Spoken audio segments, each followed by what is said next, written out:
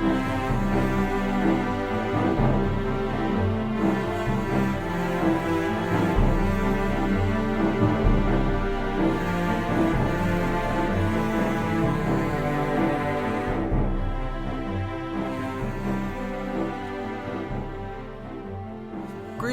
and welcome to The Thirsty Mage, the podcast evolving faster than a Pikachu after ingesting a Thunderstone. Welcome to the podcast, I'm David Lloyd, and with me for the beginning of this new chapter in our history is the man who started it all with me over 300 episodes ago, the podcasting phenom himself, Casey Gibson. I don't know if I'm a phenom, but I show up and I try for the most part, right? So that's all that matters, yeah. Yeah, it's all about the effort. Was it Sidney Crosby they called the phenom? Oh, that's a good question. Because it got me thinking hockey, and then I was just thinking about how Ovechkin surpassed the Great One. But yeah, was there a phenom? Maybe not. I don't know. I know the phenom was they called the Undertaker the phenom. Maybe that. Oh, I do love Undertaker, man. But yeah, Ovechkin, dude. And against the Islanders to boot, his fellow Russian I was going to say, he scored on a Russian goalie, so that's kind of funny to me. Collusion! Yeah, that's right. Although it was strange because they stopped the game, and he went and spoke, and then he took a jab at Sorokin too during it, which I mean they're buddies, but it was pretty funny. And then Sorokin took a picture with him after the game holding the puck, and it with his family and stuff. It was pretty funny, but that's funny. But yeah, I like the previous game where he got 2 goals and Spencer Knight was like, "No, I'm not going to be the guy who gets scored on." He's just and not robbing him the rest of the game. Yeah. Well, I saw he took 8 shots in 2 minutes, right, or something crazy. Really just peppering that goal. They just kept feeding him, and the goalie was adamant that he was not getting that last goal on him. Well, I did see a funny comment said, "Well, Ovechkin did it. He got the world to watch an Islanders game." You said it, I did. But yes, we're not talking hockey. Actually, no. Some sports games are coming to the Switch too, but I don't think they showed hockey. No, but yeah, that could be one of the things we talk about in a bit, because we will be talking about the Switch too. I've kind of been known as the dissenting voice of Nintendo products, so I'm trying to keep it positive this episode. We will start off with one thing that's a little bit negative, and then it'll be all uphill from there. But I guess I would just want to address the beginning of the episode where I had mentioned that the podcast would be evolving, and unfortunately, time slows down for no one. And as the years have gone by, all of our lives are changing. All the hosts of Thirsty Mage, so Casey and myself, Casey a new dad to a new child, so things changing for him. And I know Paige has a new kid, and Jordans are getting older, so it's just become a little bit tougher on offs. And the J-Man, so yeah. So it's been a little bit rough. So trying to keep a weekly schedule is just not working anymore. So we will be switching to bi-weekly for the main public feed of the podcast, and what we'll be doing is our regular episodes will be bi-weekly from now on, and then we will be doing in the off weeks, I guess, or also bi-weekly. We'll be still doing a Patreon only or Patreon exclusive mini episodes in between. So if you still want that weekly Thirsty Mage content, you'll have to head over to the Patreon at www.patreon.com/thethirstymage. And for a couple bucks a month, you can get access to. So we got some exclusive episodes in there now. It's called Aben Time, those episodes. So there's some in there now, and that's where the every other week episodes will be going forward. I think 7 years and 300 episodes is a hell of an accomplishment. Proud of everyone here, but it's just maintaining that weekly episodes are just extremely tough these days. And the reason why the Patreon, that we have the Patreon still, is to cover the expenses for the podcast. So just know that You're it's not beer. lining David's coffers. Yeah, it's not Canadian beer money that that money is going to. It's going to pay for the podcast recording and the website. So it's pretty much dollar for dollar at that point. So yeah, if you want to support us over there, you can head over there, and I'll even plug the Discord while I'm plugging stuff, I guess, before we get into Switch Talk. So if you go to thethirstymage.com, you can click on the Discord logo either at the top or kind of in the middle there, and you can join us for some discussion on the Discord. Now that the Discord is free, so don't worry about that. But we'll still be doing our RPG club there. We're in the midst of Fire Emblem, Shadows of Valentia Echoes. One of the best in the franchise. Yep, yeah. I'm nearing the end because I'm an impatient bozo, and I ran ahead of everybody. But I am enjoying the conversations we're having with everyone. As of right now, we're just barely into the game, really. Like, a lot of people are still working on Act 1. We got a couple people just starting Act 2, so you haven't missed much yet if you want to pop in there now. And yeah, I guess we've plugged all of our stuff so far. But if you have any questions about the future of the podcast, feel free to have a discussion with us on the Discord. Yeah, and for the Patreon mini episodes, it'll be fun because we'll get to pick really sort of random topics. I think our first one, we are thinking about sort of looking back at that particular month in the releases in the past year. So not necessarily a specific 20 years ago, but just big releases within this month over the years.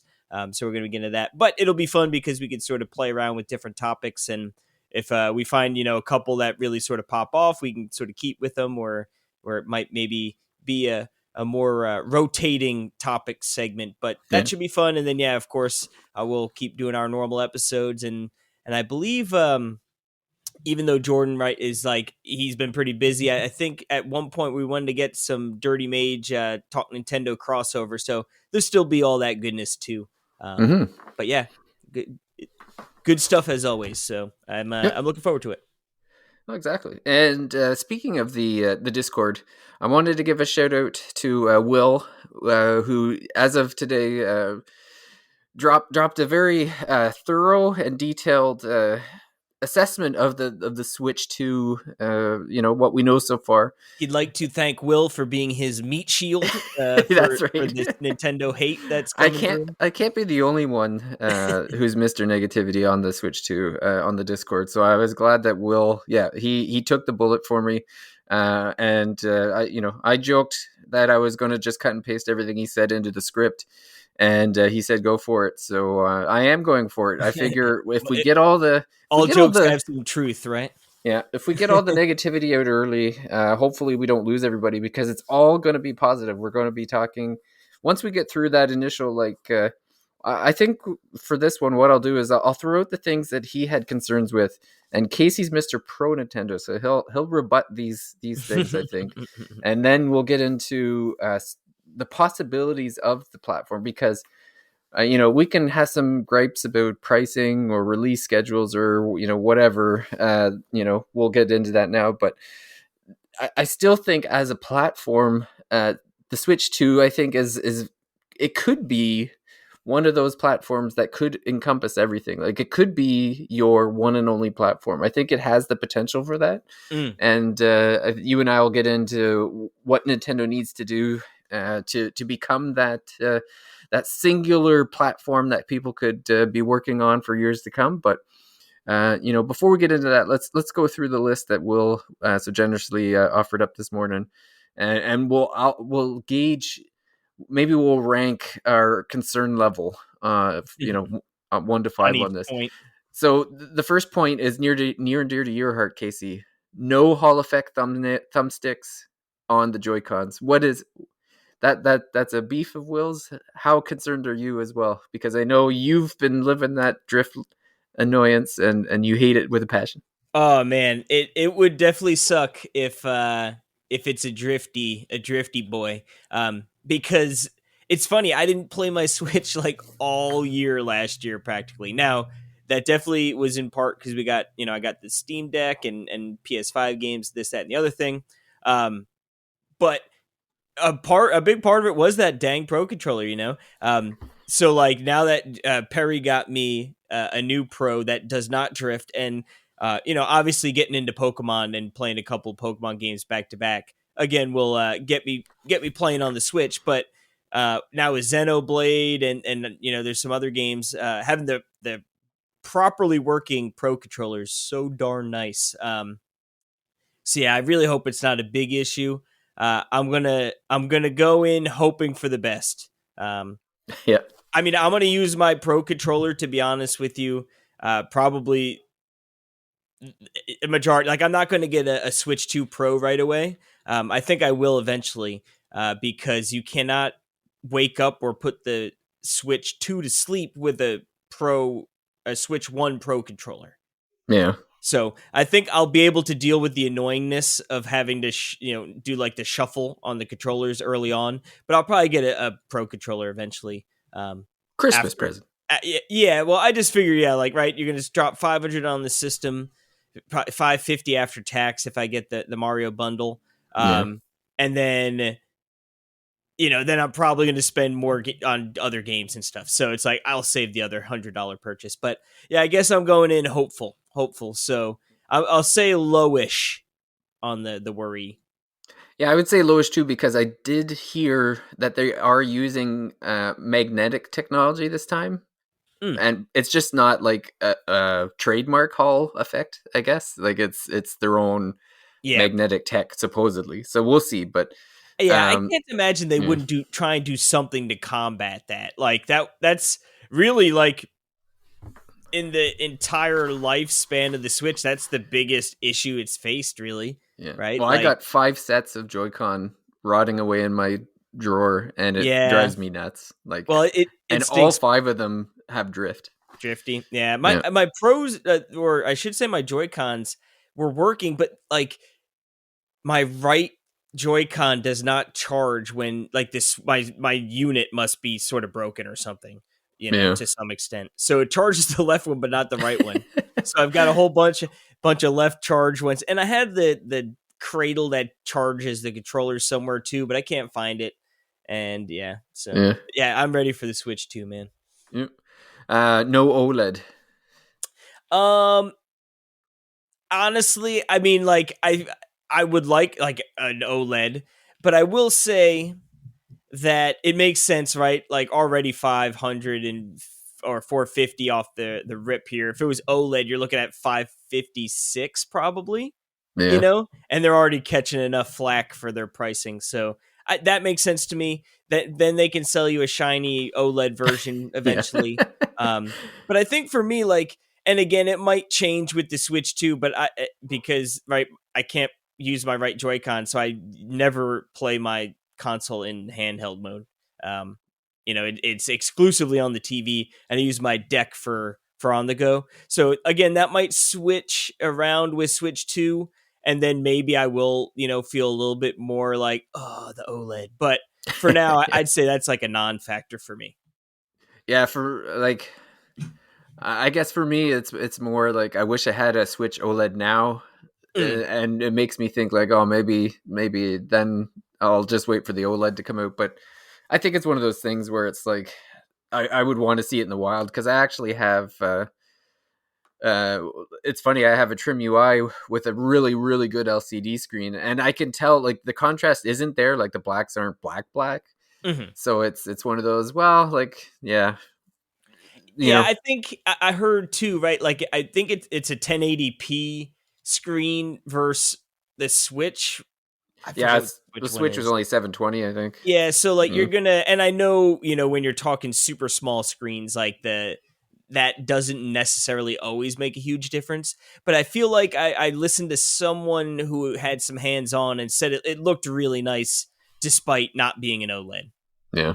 So, but yeah, again, like I said, I generally play this thing on the TV anyway. So, Nintendo games hitting an $80 price point. Yeah, it's funny because right, like you see the sticker shock, like oh dang, it jumped the shark, right? It jumped Yeah. they went right from 60 to 80, and I know Tears of the Kingdom was 70. I don't know. I know everyone's got their panties in a bunch, if you will, about this. For me, like obviously, I'm not happy to spend more money. Like that's Yeah. obviously not what I'm going to say, but to me, it's like it's $10. You know what I mean? Yeah. Um, it's like, and then not all games are going to be 70, right? So I guess there was one of the games they was it Elden Ring and Cyberpunk I think are still be 60. Maybe I'm making that up. I don't know. I Yeah. know Elden Ring was even for PS5 was 60, so I'm pretty sure that'll still be $60. But yeah, I don't know.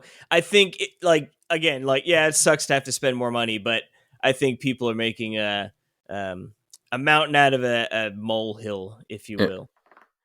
I guess at the end of the day, games are they're worth what you pay for them. I guess. Yeah, Yeah. it's like I get like if they were trying to charge 80 for I don't even know what game, like I don't like a Tomodachi Snipper Life, clips. you know what I mean? Yes, yeah, or Snipper snipper clips. clips, right? Like be like, what the frick? Like you Yeah. got to be kidding me. But like I don't know, Mario Kart looks incredible. I don't know. I'm really excited about Mario Kart. I am hoping I get the bundle so I only have to pay 50 for it. Um but to me like Mario Kart is probably going to be one of those games I end up playing a whole bunch anyway. Yeah. So like, the extra $10 is what it is. But isn't it incredible that if they just had priced that game at 70, that I bet no Nobody one would buys. even bat an Yeah. eye, you know what I mean? It'd be Yeah. like, well, yeah, that's the new norm. And like I think 450 for the console like seems pretty fair. I know he talked about the games here specifically, but like the console, I think 400 would have been like, oh heck yeah, 450 seems like okay. 500 I feel like would have been like for me, it is what it is, but like 500 Yeah. I'd be like, okay, it's getting a little expensive, on par with the PS5. But I mean this thing is like a PS4 Pro on the go, you know what I mean? And like I don't know, like 450 seems like a fair spot Yeah. for me. I just thought they would be more prepared to deal with the sticker shock because when they interviewed like Bill Trinan and Doug Bowser, their answers were like not great. It was basically like, oh, they were asked like, well, why is the system this much and why are games this much? And their answer was basically like, well, we think people will pay this for them. Like we think that's what the value is in them or something like that. And it's like, oh, like you could have, I don't know, like why Don't didn't they you talk have about? people for this Well, situation? that's what I was thinking. It's like there's so many things like you could have talked about. Development costs are higher. You could have talked about like, The well, we economy. we want, yeah, like we wanted to, we wanted to future proof it, so we spent a little more money on things, or they could have touted the fact that well, we don't lay off our employees in the bad times or whatever, so the games cost a little bit more to make, but it was like no, it was just like, oh well, we look at a game and if we think we can get this much for it, that's what we charge. And it's like, come Yeah. on, guys, like such a Yeah. poor way to do it. So It's funny too if they even were like, "Hey, we're going to like and don't worry, you'll get some free DLC with this." You know what I mean? Like something to soften the blow. yeah, Like if it was like I guess it would be tricky because if it was like everyone would be like, "Ooh, we're going to get a bunch of new tracks," and all of a sudden they're like, "No, they're just new T-shirts for Donkey Kong," yeah, which honestly, like a Splatoon, like actually we're just gatekeeping all of the guns in the game. We're just yeah. trickle feed you, but yeah, yeah. Well, I will say because I've seen like I don't know. You see all sorts of things, so who knows what's rumors and what's just clickbait. But it was like Nintendo surprised like at the reaction, yeah, and it's like, well, then Really? they're just stupid if they didn't Yeah. think people are going to be upset they had to spend more money. Oh yeah. Like it's Especially I like don't know. with the with all the business going on in the world, like it's like yeah, no one's going to be stoked to have to spend more money. Well, and to your thing with the PR people, like so leak the price a month before, Yeah, and yeah, that then could be smart. then all of a sudden, well, two things. Like, first of all, you'll see the blowback and then be prepared for it.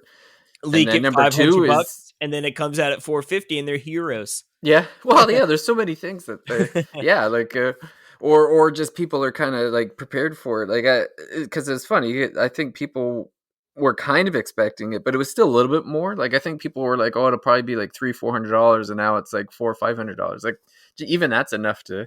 Yeah, And the game price, I think, was the one that, like, oh my god, now, like, games are yeah. $80 now. Like, That's what I think. To me, the reaction, I've seen reaction about the console price, but it definitely seems to be more about the games yeah, and specifically Mario Kart, right? Like, and I guess even too, right? Jamboree like is $80, like yeah, the Jamboree Plus, whatever they're calling upgrade pack, which is crazy. yeah, But yeah, I don't know. I think at the end of the day, it is what it is, and the most happy people in the world are Rockstar Games because they're yeah, like, oh, yeah. Oh yeah, Nintendo, beautiful. GTA 6 gonna be $100, I bet you. Oh yeah, they're gonna be like, all right, well, at least like now it's not a $40 jump; it's only a Yeah. $20 jump from 80 Yeah. to Oh, 100. you'll You pay know, like 80 for Mario Kart, then you'll pay 100 for yeah, GTA 6. I have no Yeah, problem spending 200 on Grand Theft. And the funny thing is, if they charged $150, dude, people would be livid and they yeah. complain They'd the still sell. entire way to the store to pick it up. You know. Yeah. Oh yeah. Uh, yeah. So one more. I don't want to ride this negativity too much longer, but I do have one more that that we talked about a bit in the Discord, and that is key card games. So you're going to the store, you're buying a physical copy of the game. It's like a cartridge in your hand, and you put it in, and the game is nowhere to be found. It's simply the license to download the game. So the reason why this is could be Sounds like a computer game well, not really, because in like, the old if, days. yeah, but the game was still on the CD. Like, I remember back then, like, you bought the CD, and you would still get it off of the CD, and yeah, you did have to have the CD to play the game, unless you were a pirate. But That or um, it was Quake 1. It was before, like, I guess they just didn't think about it or something. But yeah, I lent that to everyone and their brother. Like, just oh download yeah. it. But yeah, so but the thing is, and this was one of the things Will pointed out, is that if you lose that cartridge, then your digital game is just gone. Yeah, but if you lost the cartridge with the game on it, it'd be gone as well. Yeah, but at least you have. But the benefit of buying it with the game on it is that if you're offline, if you don't have access to internet, or if you just want to play it right away, or if you want to, uh, if in the future, when the Nintendo is no longer supporting Switch 2, like, that game is gone. Like, you'll never like, if you had bought the actual game on the cartridge, then you could still play it when the Switch 2's eShop is, dead and gone. But now, if you have one of these key cards, it's like, it's just nothing. Yeah, I guess. I mean, so many games nowadays, even if most of the game is on the card or the disc, right? Like, you still need to download a bunch of crap anyway. Updates and stuff. Yeah. Yeah, I don't know. I guess like I don't know how. I mean, you could definitely play the game offline, right? Like if you have like Well, you could play the game offline if you've downloaded the game already. yeah, okay, yeah. All right, Yeah. yeah. I don't know. Honestly, at this point, like, what game doesn't need some sort of internet connection to play it? I guess there Yeah. are probably Switch games that you just play pre-patch, but like any PS4 game, like or 5 game, like you're not playing that without connecting to the internet first. Yeah. I just think like in that regards, it is what it is in terms of, like, that's 2025 gaming. Like, there's going to be some sort of online component, like even in stupid single player games. Yeah. Um, Well, that's the thing, is they're looking for new things, right? Like, it's something. Well, to it's like me, everything. Everything evolves, right? So yeah, to me, it almost just seems like Nintendo clearly doesn't want to do, like, if they could go all digital. I mean, all platform holders, right? If we go all digital, they would love it. Yeah. To me, this is just like games are so big now, right? And like, sure, Nintendo's really great at compressing their games down, but like, yeah, oh, if Activision's going to release Call of Duty on the Switch 2, like they're not going to Yeah, spend it's not fitting time on a trying to cartridge. get Yeah. it down to like a 32 gig cart, you know? They're going to be like, well, Yeah. whatever, dude, download it. So like to me, it's just more like throwing the people who really like physical a bone, almost, you know, like yeah, like you could still get your box in your cart, but like, you know, Yeah. games are big now. Like you're gonna have to download it. Except the box art looks like poop now. Yeah, I will tell you, I was a hater on the box art until I saw. Have you seen the picture of like the real boxes? Are Like they not? I saw the Metroid Prime 4 box for the Switch 2, and it is ugly as sin. but the question, like, was it a picture, like a digital scan of it, or was it like a real life picture of the case? I don't know. Like Because I so saw what the I saw was it was like red at the top with the Switch 2 logo, and then there was the like Samus obviously holding her hand with the psychic, but then there was like this massive long explanation of how this is like an upgraded version of blah blah blah blah blah. And I'm I'm like, not sure.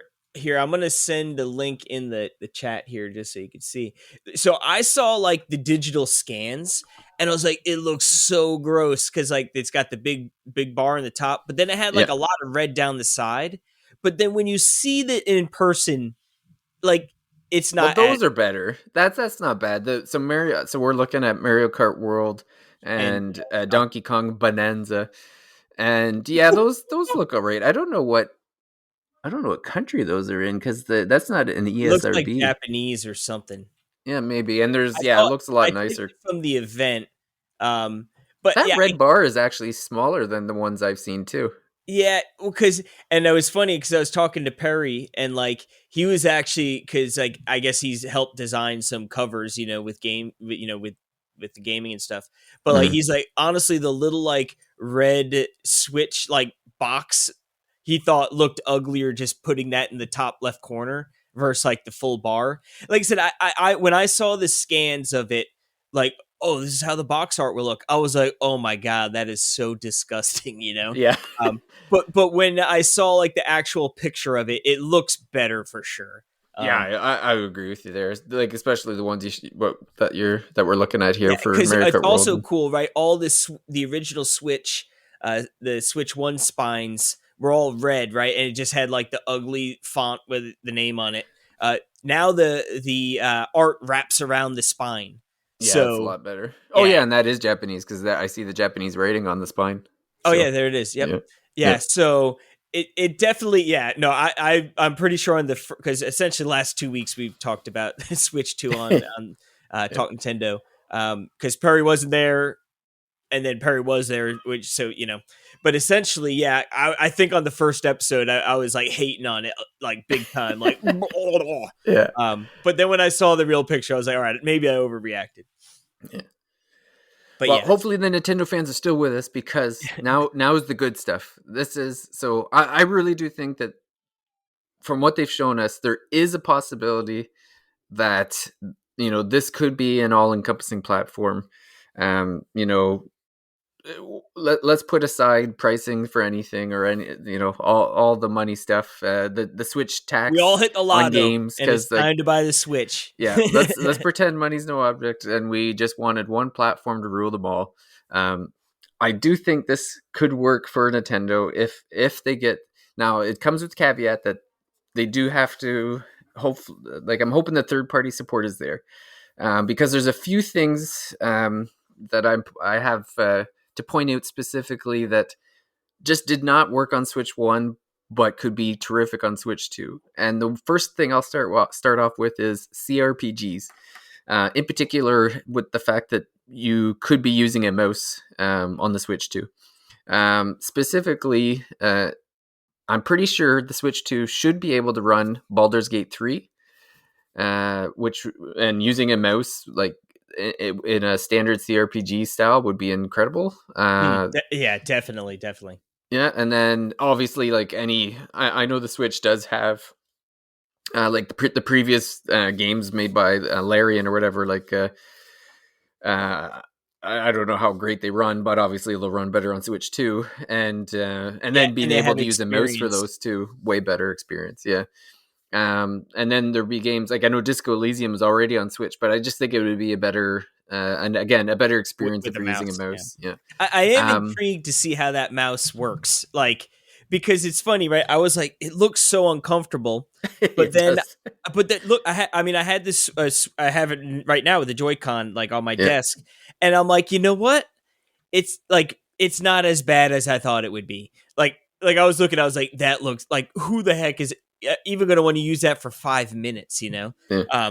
But actually using it like, and the Switch 2 Joy-Con's going to be a little bigger in your hands too. So I don't know how much I'll be using it, but I do have faith that it will hopefully work pretty good. And like you said, it'd Yeah. be perfect for games like this, or even like right Civ 7, like any computer Yeah. game.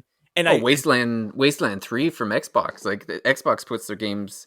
If Xbox puts the games on Switch like they had been before, Wasteland 3 would be amazing on Switch too. Yeah, like you said, it really opens up like a whole possibility because like you know if it works really well, you could see. I mean, I don't think it would happen, but like a StarCraft, right? Like Yeah. or like Oh, some of the I MOBAs, I guess. I was gonna say I definitely don't think, but imagine League of Legends like Switch 2 edition. Yeah. Like again, I don't think people, you know, I don't think it would at least not super competitively, but like it Yeah. would be interesting to see if like those things can find a home on the Switch too. Yeah. Well, you know, the other thing is in regards to like the ergonomics, like I could see it not being terrific feeling, but I also think like if I'm like a Hori or someone that makes these third party things, then why You're a wouldn't I just what? make like a mouse dongle, like a mouse, like make a housing for the Switch. You just put the controller and it feels just like a mouse. You want plastic? You want the Wii era plastic peripherals back? Yeah, why not? No, I thought about that too. Yeah, if you are using that a lot, it would be super easy. Yeah, just like Yeah. literally like it would just like yeah sit on top of a or a Joy-Con. All you would really need is just something so that like because my thing is, you know, while I'm using it like a mouse, I would be irritated if it kept falling over. Mm. So to me it's just like just something enough to hold it so it's like if I like tilt my hand I'm not like flipping the Switch down or something just to stabilize it. Yeah, I wonder. Yeah, because I saw it too. Like they said, it will work on your pants, right? Like Yeah, because everyone's like, right, you're going to sit at a desk or get some sort of like, but you it know, wouldn't be super accurate though. yeah. Well, that's what I'm wondering. Like, because I guess I mean, if you think about it, a real mouse, right? Like, I can fully operate my computer with like 5 inches of space. You know what I mean? Yeah. Like you don't need a lot. So I wonder. Yeah, it is going to be. I'm very intrigued uh, to try out mouse mode. I still can't. I called with the mouse mode. I thought they were going to bring and do a little pack in of like a Mario Paint type game, Well, there's right? time. Like maybe you know maybe that will be like a Super Nintendo you know NSO online release with added functionality. I don't know. It Yeah. seems like it'd be a good fit, and that would have been like the perfect like oh a Mario existing IP. I don't know. It seems like it would have been a good fit too. Yeah. Maybe they'll lean into it and or I just thought about it now like the mouse might work amazingly for Mario Maker, Oh, yeah. right? When Yeah. that comes out, like people get into to build mode, like to be able to like quickly grab and drop things onto that screen Yeah. would be really nice.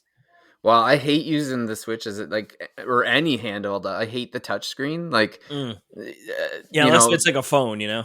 yeah. Well, that's the thing. It's like I have a specific wipe to make sure there's like nothing. Like my screen is pristine, and as soon as I have to touch it, like there's a fingerprint. It's just gonna drive me nuts. So Mm. I would never play. I never played games with touchscreen Yeah, controls or whatever. So be yeah, if they can switch the touching over to like the mouse control, that would be pretty good. because even I'm thinking too, like right, like there's Roller Coaster Tycoon games out for the Switch. I'm pretty sure. Mhm. Well, I'm Uh, also curious. Like, are they?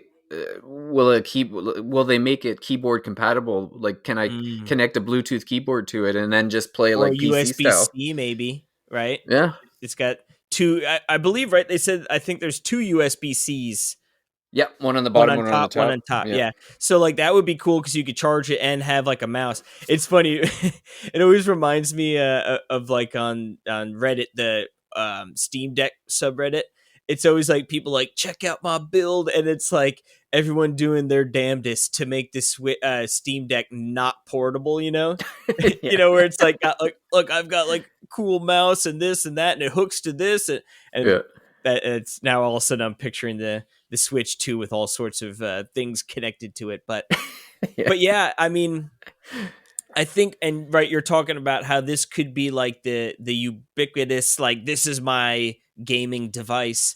Yeah. Um, like, I really do think, and obviously JRPGs, but any game like Elden Ring and oh man, I'm blanking. Cyberpunk, right? Like, those are crazy games if you think Yeah. about it. Like, two like highly regarded game, right? Obviously, whatchamacallit had a bit of a storied or a rough release, I guess you A would say, with Cyberpunk. Cyberpunk. Yeah. But Well, Cyberpunk did not work on PS4, yeah, so it's going to be. I've heard that it works pretty well on Switch too, like from what people have done. So I mean, it's had 5 years of yeah, optimization, fixing it so up. Yeah. yeah. So I'm sure it'll run good. But well, and there's so many other open world, like the Witcher 3, like it already runs on Switch, but I'm sure it could run way better on Switch too, like a higher resolution version. Well, you've played Shin Megami Tensei 5 Vengeance on your Steam Deck. Like, Oh, imagine how baby. good SMT5 would look in. Yeah, dude, that would be real nice. Oh yeah, that'd be real nice. Yeah. But I'm trying to. Did they have Now, I guess Persona 5 has never come out, has it? Yeah, I think it's on Royal? the Switch. I'm pretty sure it's on the Switch, isn't it? No, it is on the Switch. That's right. Yeah, But yeah. okay, never mind. I was going to say that would be ripe for a nice I'm release. sure it'll look better on Oh, Switch yeah. too, just like with the higher resolution and stuff. So. Let's see how many frames. Well, I feel like it like It's in the dungeons and stuff, 30. yeah, like I think it'll just be better optimized because I'm pretty sure in the dungeons it didn't look as good as as a PS5, obviously. So Yeah, it said six. So yeah, so for Persona 5 Royal, the two big differences are Switch is 30 FPS compared to the 60 plus on everything else. yeah, And then the resolution for the Switch is 810 docked, 810p docked, and yeah, 720 handheld compared to native 4K. Um, yeah. and then it's Well, it won't be everything else. native, but I don't think something like Persona 5 needs to be native 4K anyway. Like, No. But even at, mm. I mean, honestly, even 1080p just running 60 frames would be a big Oh big yeah, thing, that'll look amazing in so handheld. yeah, we'll be curious to see how many go back, and I have a feeling the Switch 2 is going to sell real well. And Yeah. like now I just think you're going to get all of those releases that are just like solid games for the PS4, 5, Yeah. Xbox, and Well, be like, yeah. now we can run it on the Switch and just I feel like the Switch is going to have every game, right? And like especially if Microsoft, right? Like they've already played nice with Nintendo, so if they sort of lean into that, and it's funny, right? Like I feel like everyone like Switch is Nintendo's its own little thing. It doesn't have competitors, But like Yeah. I have a feeling with the Switch 2 also they're gonna be like, like is the Switch 2 eating everyone's lunch, Well, did you see the thing with Phil Spencer? They went and interviewed him, and there was an Xbox handheld on his desk. Ooh, dude, I would be stoked. Although it makes sense for Microsoft, like I mean, right, like the Rogue Ally, right? Like just do Yeah. something like that.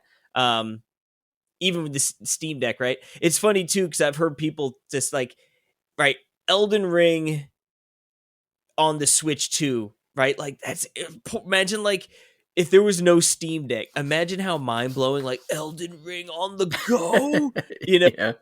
that like Steam Deck sort of stole some of what Switch 2's thunder could have been, like these Yeah. crazy games like on the go. But I was honestly surprised at just how powerful the Switch 2 seems to be. I didn't think we'd really be getting 4K. No, I didn't think so either. I thought it'd be 1080p at best, but Yeah, I thought it'd be more like 1080p. We're looking for solid 60 FPS all the time, and yeah, like, and I know obviously, right?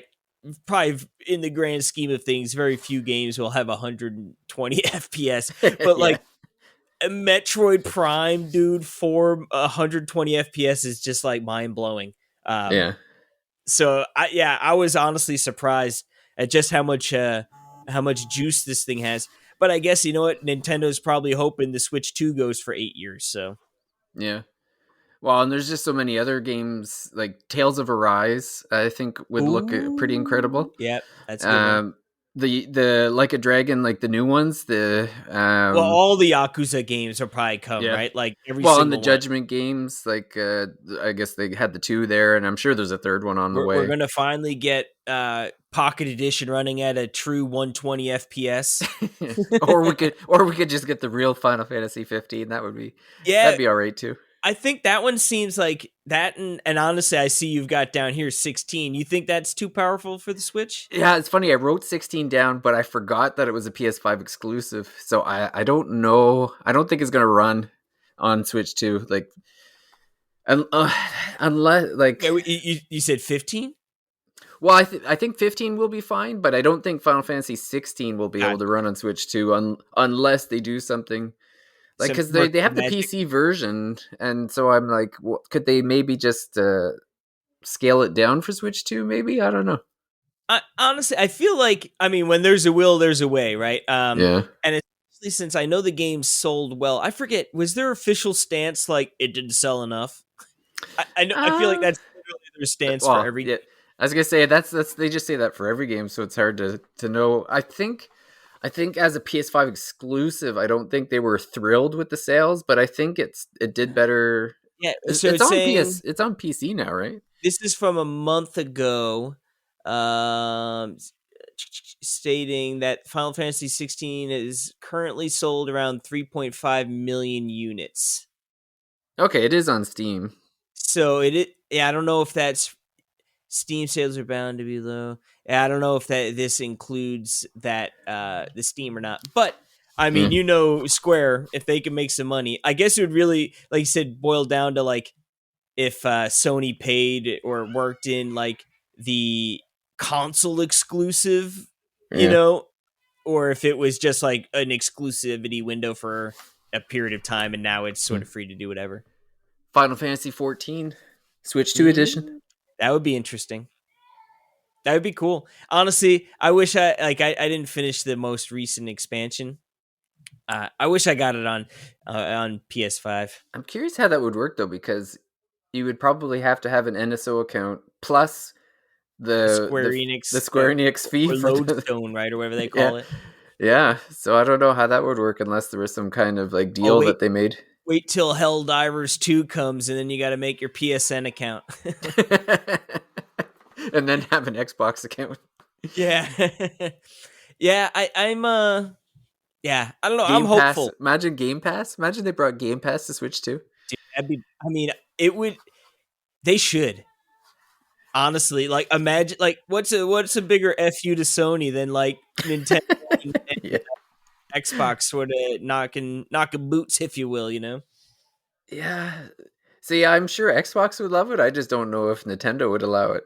Yeah, I guess their thought. I mean, I guess they might lose sales or whatever. But Eat I their guess game if they lunch. were, hey, we want any like They, revenue from us, you know, yeah. we want to cut, you know, like not just like, well, yeah, have at it, you know, like we get Like a 30% of the Nintendo based ones or something, you know, or like, yeah, I yeah, guess it would have to we be get a specifically a Nintendo account, I'm thinking, because I know like one of the things with like Apple stuff is like you can go directly to the provider and get a membership to some of these like Apple apps, and they're 30% cheaper than if you go through the actual Apple store because they do their 30% hit to the provider.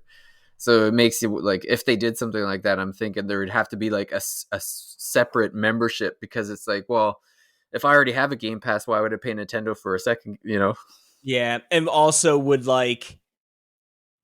all the games work on, you know what I mean? Like how would that like what Oh, yeah, that's portion of the another thing. library would work Well, on this? Switch. Everything has to work on the S though, right? So if it can work on an S, then it should work on a Switch too.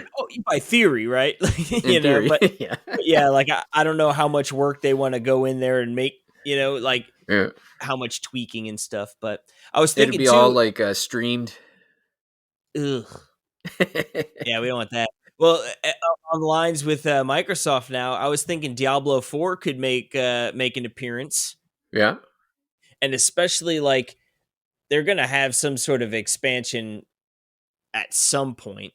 I know they had like a mini expansion, um, but yeah, maybe. Well, that's another one. Like, will you be able to get a Blizzard account onto?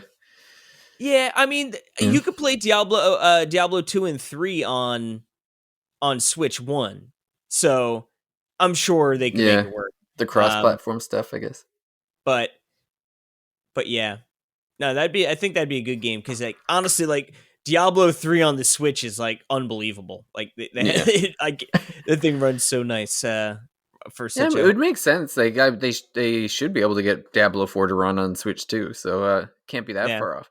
A lot of the Yeah. questions, I guess, are going to be like, how quickly can these games come to Switch? Like, are we going to be waiting until like 2027, 2028 for some of these games, or like, this is just sort of speculation. I don't know, like, but I've seen the UI pictures of just like the home base on Switch 2, and it looks very similar. So I almost like I feel like the like hardware is going to be very like if you know how to work a Switch, like you're going to know how to develop for a Switch too. Like Yeah. to me it seems like or and again this might just be my head canon, you know what I mean, like but it was like let's just make like a more powerful Switch, everything will be honky-dory with one another. This way you can play all your Switch 1 games nice and easy, you can download and play them nice and easy, like if you've made games on Switch 1, like you'll know how to make them on Switch 2. So like to me I'm hoping like that is the case, then that would lead to like fast development, especially on ports, right? So yeah. and like I said, I now that it's finally got enough juice and all the developers have seen the success of the Switch 1, like to me it just seems like the Switch 2 is going to have a like just an absurd amount of games after a year or two, Yeah. and high quality games. Yeah. Well, only time will tell. What's going to happen with all these things that we mentioned. It's crazy. Real quick, I know it's more JRPG, but like Donkey Kong looks so good, and I'm pretty sure that's the Odyssey team. Like, looks very like Mario team esque. So generally, right, they make bangers of games. And then for me, Mario Kart, dude, it looks worth it. Every penny of that $80. I tell you what. Yeah. Well, it'll be interesting. It looks like a very Forza Horizon style racing thing, so it'll be interesting to see how. I'll groan and moan about Nintendo stuff, but there's no denying that they make terrific games. So I the one thing I don't doubt is that those games are going to be fun. Oh yeah, yep. Yeah, so, and hopefully. Hopefully people can afford it. Yeah. Hopefully there'll be some left. Tariffs